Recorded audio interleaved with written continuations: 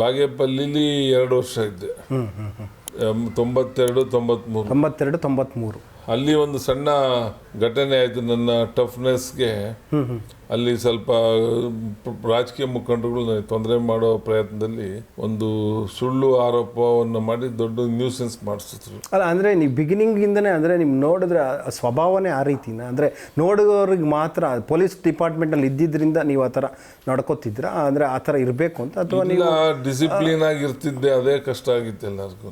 ಅಂದರೆ ನೋಡಿದ್ರೆ ಇವ್ರಿಗೆ ಯಾವಾಗಲೂ ಹಂಗೆ ಇರ್ತಾರೆ, ತುಂಬಾ ಇದ್ದಿದ್ದು, ಇಲಾಖೆಗೆ ಬಂದಂಗಿದ್ದು. ಈಗಲೂ ಅದರ ಹತ್ರ ಮಾತಾಡೋದೇ ಕಷ್ಟ, ಅಷ್ಟು ಸ್ಟ್ರಿಕ್ಟ್ ಅವರು ಅನ್ನೋ ಒಂದು ಬಗ್ಗೆ. ಸಾಮಾನ್ಯವಾಗಿ ಎಲ್ಲರಿಗೂ ಅವ್ರವ್ರು ಹೇಳಿದ್ದನ್ನು ಮಾಡ್ಕೊಂಡು ಹೋಗೋ ವ್ಯಕ್ತಿಗಳು ಬೇಕು.